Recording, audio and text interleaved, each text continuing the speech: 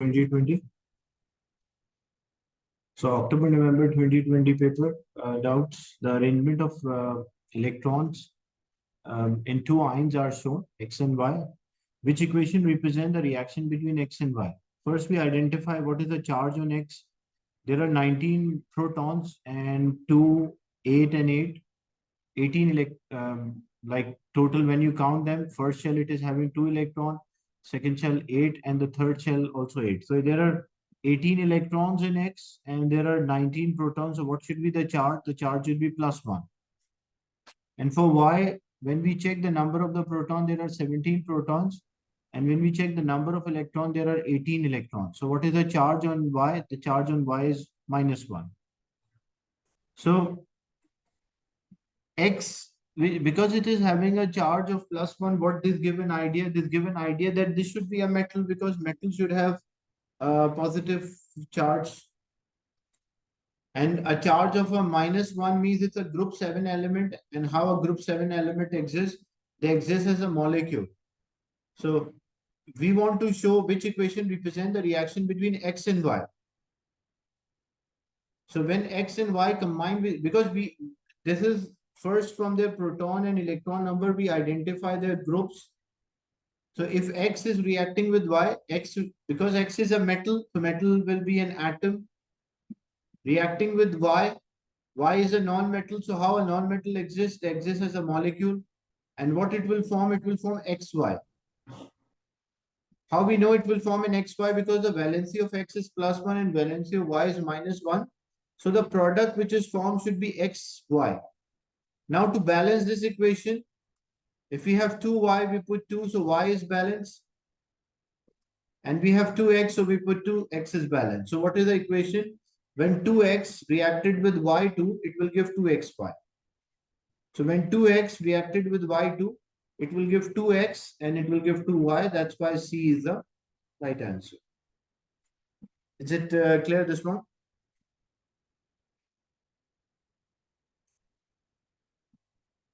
How we identify that one of the element is a metal, another one is a non-metal from their valencies.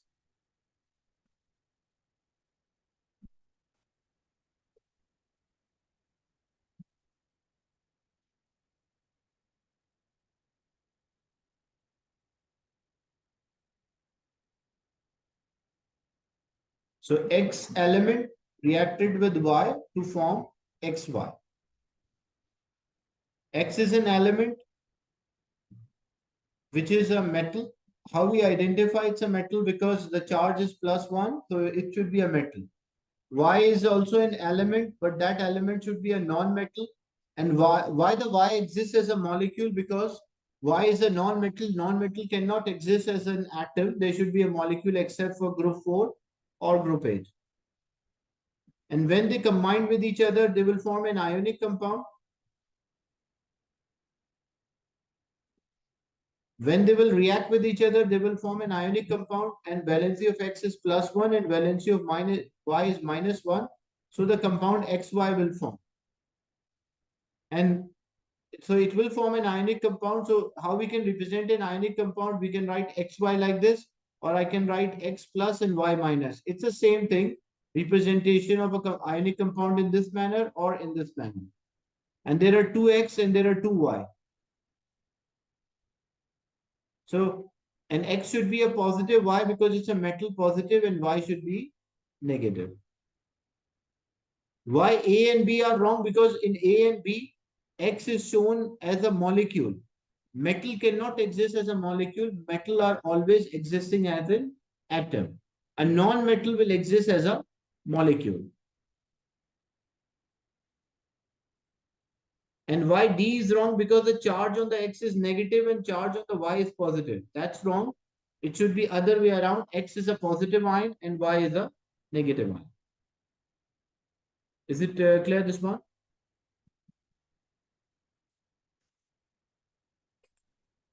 So actually it's like writing an equation between a metal and a non-metal. Flow chart shows the preparation of ethanol and some important chemistry of ethanol.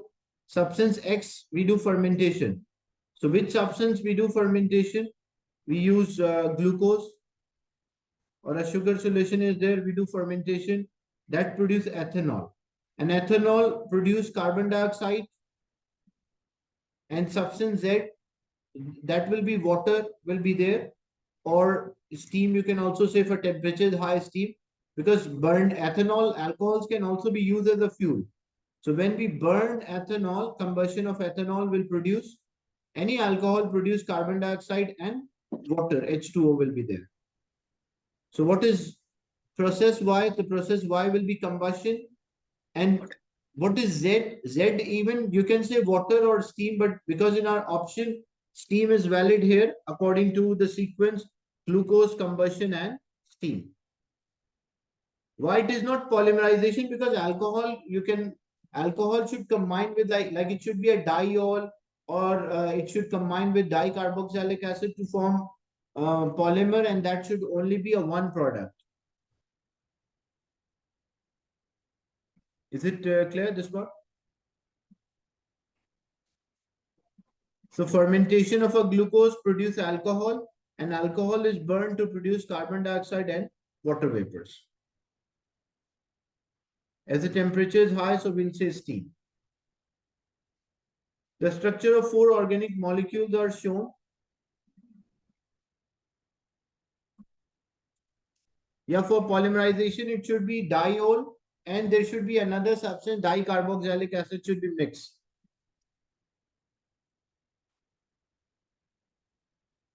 So, which molecules are structural isomer of 1? What is 1? We select the longest carbon chain. So, 1, 2, 3, 4. So, the branch is with 2. When we select the longest carbon chain, branch is with 2. When we select the longest carbon chain, the branch is with 2. So, these are the 1 and 2 are the same structures. They are not different structure. They are same because when we select the longest carbon chain, the branch is coming. What is out of the chain, longest carbon chain? That is a branch. So branch is the second one is a branch. When we select for this one, the third one, they are all in line, like because it's a single straight chain. There's no branch because there is no branch here. Branch cannot be with the first or the last. So this is a straight chain. And when we check for the longest carbon chain, so there are 2 branches. So structure 1 and 2 are same. Structure 3 and 4 are different. So it means the structure 3 and 4 are the isomers of 1 and 2, or isomers of 1, you can say. How to name this? We have a second position carbon chain is there. So we call 2-methyl because 1 carbon is there. So 2-methyl, and there are 4 in the straight chain. So it will be butane. So 2-methyl butane. Here also second position we have a branch. Second position we have a branch and 4 carbons are there. So it will be 2-methyl butane as well. This will be all in a straight line, like there is no branch. 5 carbon atoms are there. So it will be 5 means pent and single bond in. And here 2 branches are there. So it is 2,2-dimethyl propane. But for you, you don't have to learn the naming of multiple branches in IGCSE. So the simple rule to identify whether they're isomers or no, just select the longest carbon chain and find anything else outside the chain is a branch. So this is a branch with a second. Here also select the longest carbon chain. The branch is with the second. In this one as well, there is no branch. All of them are actually part of one chain. And this one, 3 of them in a straight chain, and 2 of them are the branches. So 3 and 4 are different structures compared to 1. That's why we say 3 and 4 are the structural isomers of 1. Is it clear, this one?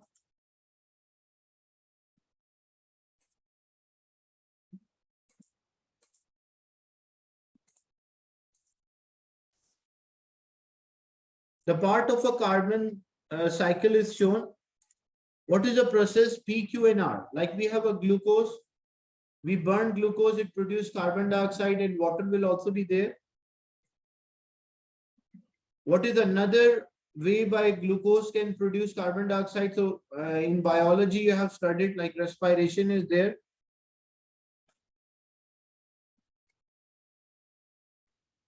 No, P cannot be decomposition, because if it was calcium carbonate, then calcium carbonate decomposed to give calcium oxide plus carbon dioxide. But how a glucose? Yeah, glucose, it's not a decomposition of a glucose. It's like glucose molecule is there.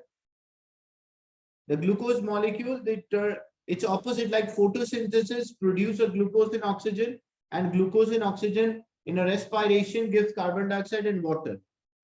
So it cannot never be decomposition. This is totally wrong option. And then carbon dioxide taken by the plants.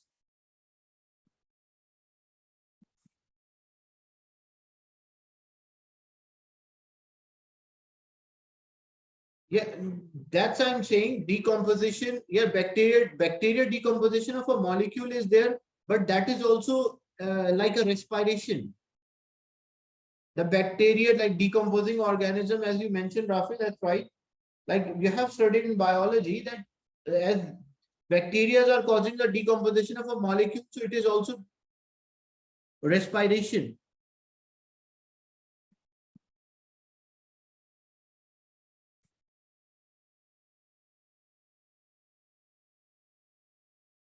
And then carbon dioxide is there. It is absorbed by the taken by the plant.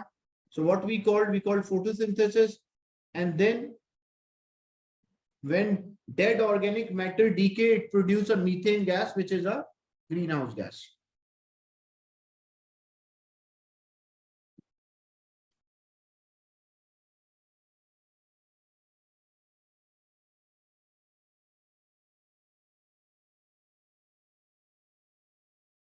A strip of aluminium is placed in a test tube which contains lead to nitrate.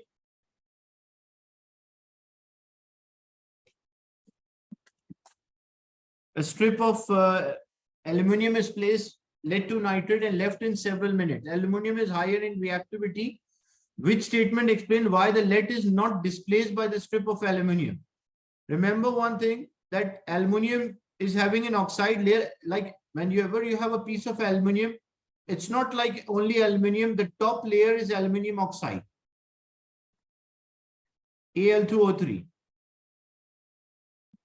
So this top layer can, because it's if it was pure aluminium and we add lead nitrate added to a lead nitrate solution, aluminium will displace. But actually what happened, the layer of this, like the strip of this aluminium is having a layer of aluminium oxide. Metal oxide cannot displace the other metal oxide. Metal can displace another metal from its compound, but not the metal oxide. That's why D is the right answer. Even there is no reaction, that's why nitrate ion or reduced in aqueous solution is not correct, because there is no reaction here. Is it clear?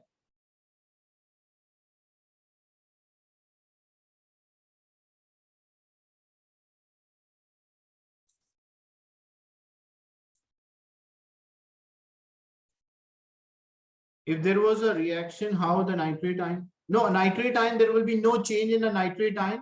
If, for example, if there was a reaction, aluminium is reacting with lead nitrate.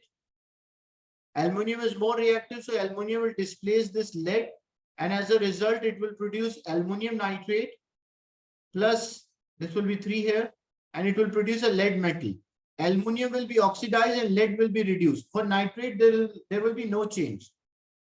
The more reactive metal will be oxidized, it turn into a positive ion, and less reactive metal ion will turn into an atom. So that will be reduced. So even B is not a right statement, even the reaction happened.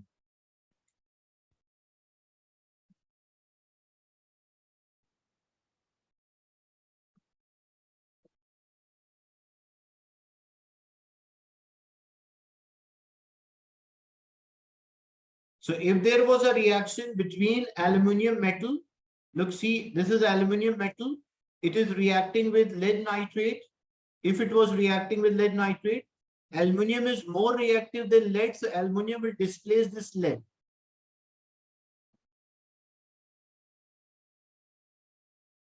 So when aluminum is more reactive, aluminum will displace the lead from its compound, so it will produce aluminum nitrate plus lead metal. So there will be a solid form. If the reaction occurs, there will be a solid form. A is not correct. All nitrates are soluble. Nitrate ions reduced. No, not correct. Ionic bond between lead and nitrate are too strong. No, that is not. All ionic bonds are stronger. There is unreactive oxide layer.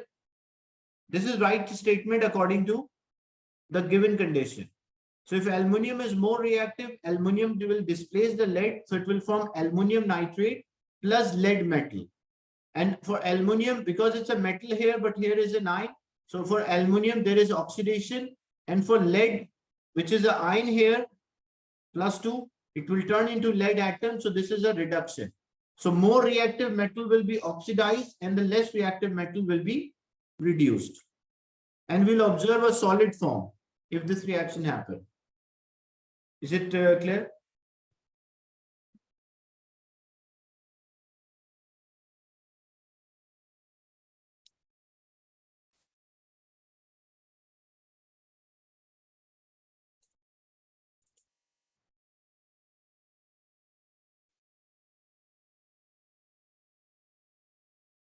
What is the characteristic of an acid?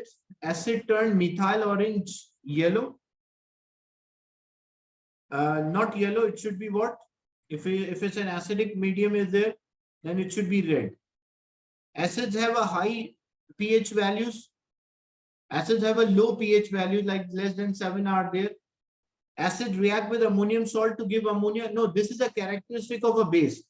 Whenever we have any ammonium salt, like example, we have say ammonium chloride, ammonium nitrate, and we add an alkali, any alkali like potassium hydroxide or sodium hydroxide. So it will give off salt, like sodium nitrate will be the salt plus ammonia plus water. So ammonium salts, when they react with an alkali, they give off ammonia. That is a characteristic of a base, not an acid. Ammonium salt does not react with acid. There's no reaction here. Like if I have ammonium salt and I try to mix with acid, there is no visible change.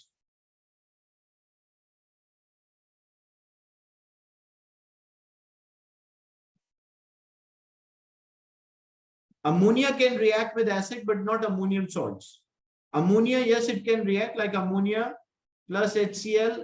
So yes, there will be a reaction. It will produce ammonium chloride. And ammonia is acting like a base. It is accepting proton. And HCl is acting like an acid. HCl is acting like an acid because it is donating proton. So if it give off proton, it is an acid. It accepts proton. It is a base. So ammonia can react, but not ammonium salt. An acid can react with carbonate to produce salt, water, and carbon dioxide. So D will be the right answer. Is it clear, this one?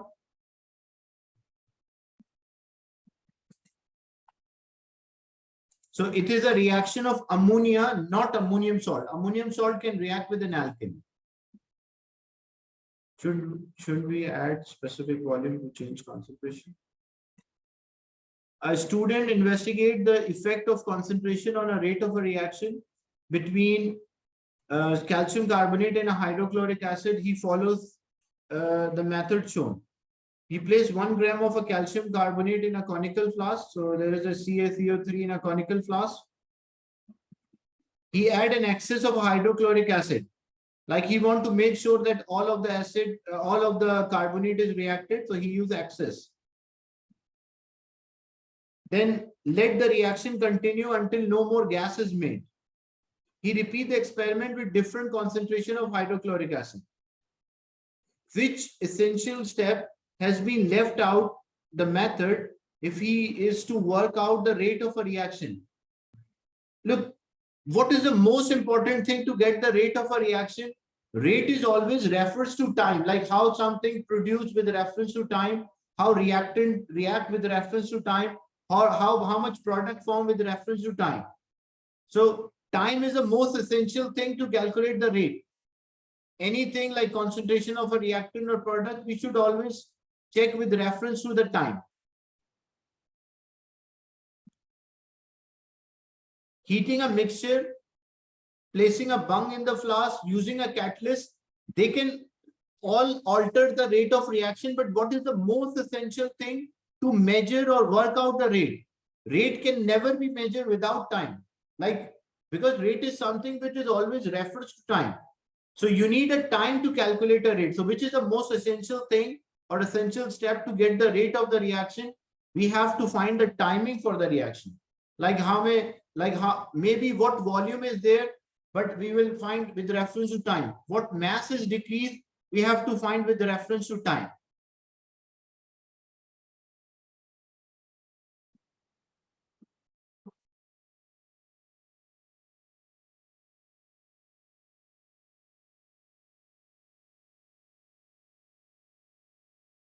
Is it clear? Yeah, we can add any volume of a hydrochloric acid, but the thing is, the question is like how to get the rate of this reaction. What is the essential thing to know what is the speed of the reaction? So speed of a reaction is like what is the change in volume over time for this case, or what is the change in mass of a content in a flask over time. So you cannot find the rate without knowing the time interval. Other things are, yes, it is needed volume or mass, but even though you have volume or mass, but you need a time. So time is the most essential thing.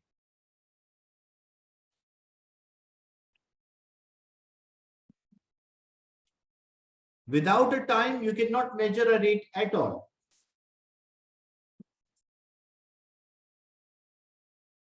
A sign displays in a flour mill. Basically, what happens in a flour mill, when the fine particles are there, they have a large surface area, so it can easily catch fire. Because when fine particle size are there, the surface area increases. When the surface area increases, it can easily catch fire. So, which statement explains why there is a danger of explosion in a flour mill? What is the danger of explosion in a flour mill? Like explosion hazard is there because the flour burn very quickly when it is a fine powder, because the rate of a reaction will be faster.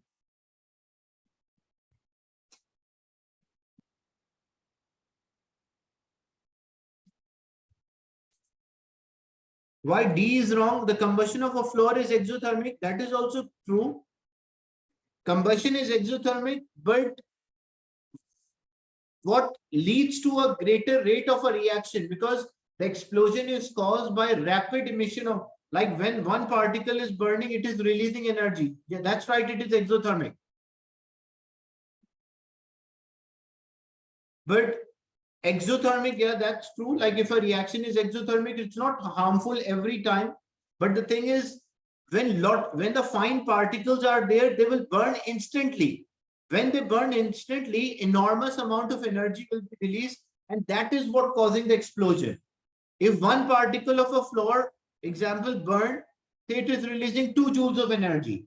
But when it is fine particle size, all of them will burn together. When all of them will burn together, enormous amount of energy will be released that can cause an explosion. That's why the fine particles are dangerous. So flour burned very quickly because of its fine particle. Is it clear? Yes, sir. Okay. Even the flour mill get hot and speed up the rate of combustion. That is the speed of a combustion. That is also true. But which is causing the like increase, enormous amount of increase in energy? That is option A. And flour is a catalyst for combustion. That is not totally wrong statement. Iron can be protected from rusting by using a more reactive metal, example, magnesium. So example, if we have a piece of iron and we cover this by a more reactive metal. So more reactive metal has a tendency to lose electron first. So magnesium will turn into magnesium ion by loss of 2 electron, and these electron will transfer to the iron surface. So which equation represent the reaction that take place? Because the magnesium is more reactive, so it will lose electron easily or quickly, and it will turn into an ion. And those electrons transfer to the iron surface, so which will prevent iron from oxidation. Because for rusting of iron to occur, iron must lose electron, not gain electron. But because iron is less reactive than magnesium, so magnesium electron transfer to the iron surface, which prevent, how it is shown, +2 does not mean, yeah, +2, that's how we write. If a atom is losing electrons on the other side, like magnesium atom was there, if I'm drawing the last 2 electrons, when a magnesium atom turn into magnesium ion, so it will have a charge of +2 and there are 2 electrons being lost. So more reactive metal loses electron, turn into ion. That's how we write the equation. If I say sodium atom turn into sodium ion, so a sodium atom turn into sodium ion by loss of electron. So plus E. If I want to show a loss from the reactant side, I can write like Na minus E become Na plus 1. Like sodium atom loses electron, turn into sodium ion. Is it clear?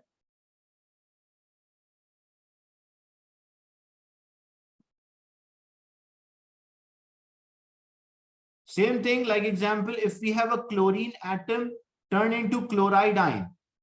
So we say what, and simple rule of writing is if charge is -1, we write minus E. If a charge was +1, we write plus E, that same side.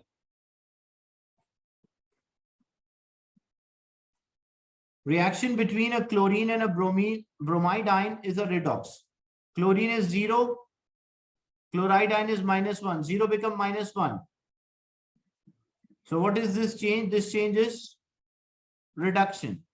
And -1 becomes 0 because it's an element state, the oxidation number is 0. So -1 becomes 0. So this is oxidation. So for a substance which reduction happen, it is an oxidizing agent. And for substance which oxidation happen is a reducing agent. What is the change in oxidation state of a reducing agent? So which is a reducing agent? That is a bromide. Because it's -1 becomes 0, its oxidation happens, so it is acting like a reducing agent. So what is the change? It happened for bromide, it changes from -1 to 0. Because for reducing agent, oxidation happen. Is it clear? This one?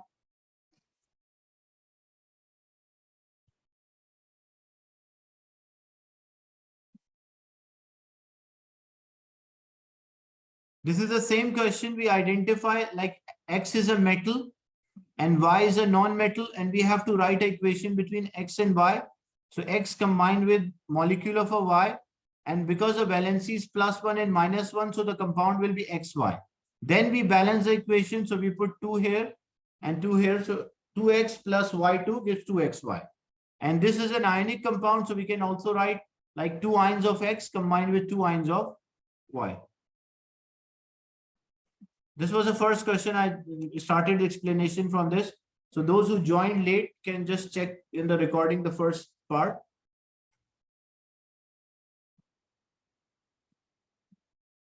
Repetition is there. That's why I'm just checking the previous question and then at the last, which element is reduced here? How to identify which element is reduced? In iron sulfate, iron is +2. Look, each oxygen is -2, so 4 oxygen will be -8. Iron is +2, sulfur will be +6. This is the individual oxidation state. For iron is +2, sulfur +6, and oxygen is -2. Total is -8. Chlorine is 0. When we write here, each oxygen is -2, so 4 oxygen will be -8. +2, so sulfur will be +6. Individual, it is +1. When we write here for iron, because this is the oxidation number of iron, it's 3 here. So iron will be +3. And a sulfate is there -2. So it's the same charge is there on sulfate. Like when we write the oxidation number, chlorine is 0 here, chlorine is -1.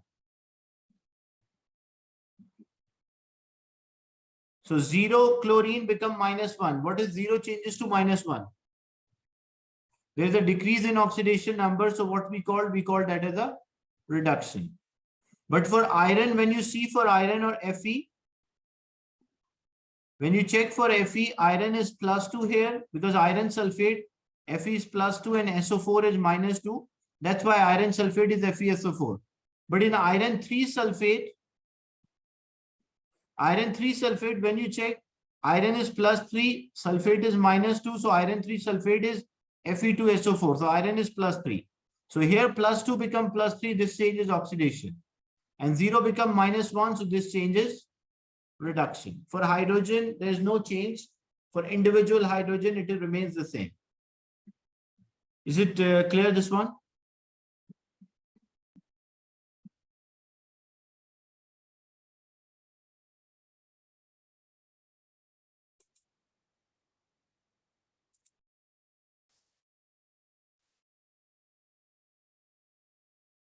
The reaction between hydrogen and oxygen releases 486 kilojoule. The bond energy for hydrogen is 436. What is HO? And HO is 464. What is the bond energy of O2? So we have the formula, the bond breaking minus the bond forming is equals to energy change or enthalpy change, delta H. What is the bond breaking? Because H2 means hydrogen, hydrogen, there are two molecules. So bond breaking is hydrogen, hydrogen, two molecules, and one molecule of oxygen, so O double bonded with O. Minus the bond forming is how much? There are two water molecules. Each water molecule will have two OH bonds. So two water molecules will have four OH bonds. Because H2O means HONH, HONH. So it will be, how many bonds of OH are there? There will be four OH bonds. Because in one molecule, there are two, so two molecules, there will be four OH. And the energy release for a reaction between hydrogen and oxygen, the energy release is 486. So we'll write minus 486. Why negative? Because the reaction is exothermic, so it should be negative. We just substitute the values for hydrogen, 436.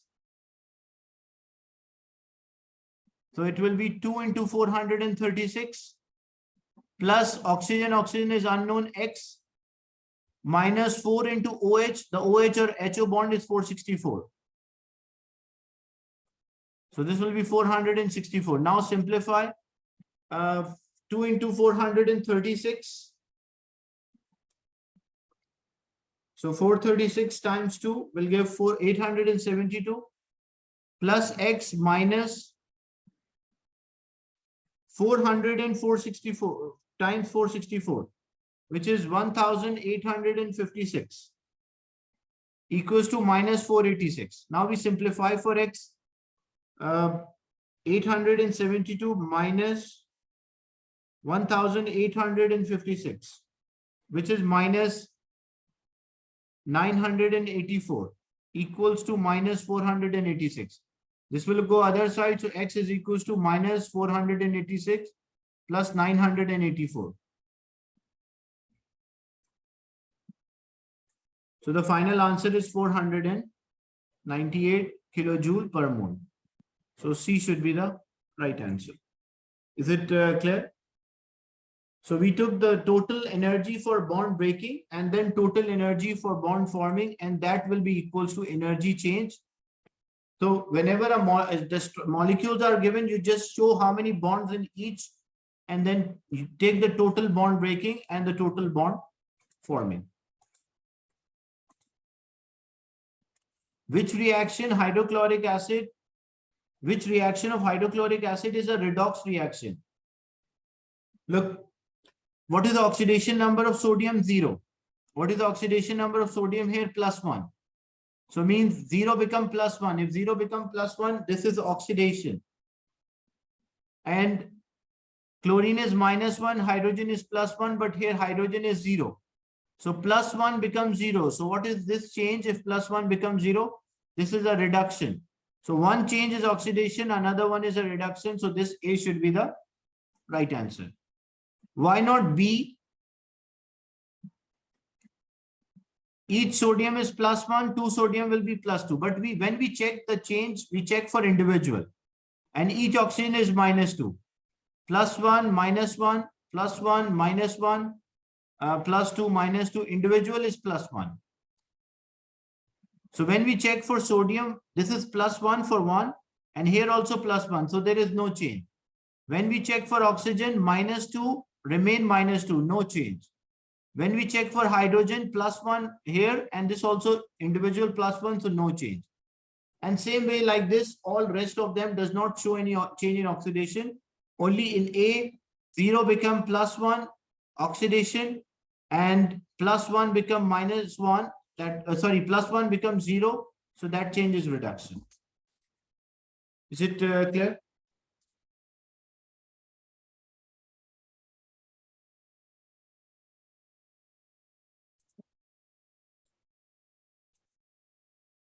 A mixture of colorless amino acids or amino acids are used by chromatography. A solvent is used, propanol, and a chromatogram is sprayed with a locating agent. What is the purpose of the solvent? Solvent can dissolve these amino acids and so that they can rise on the chromatogram. And what is the purpose of the locating agent? Because amino acids are colorless, so the locating agent make them visible. Purpose of the locating agent to make it visible, and purpose of the propanol is to move them on the chromatogram or dissolve and move on the chromatogram.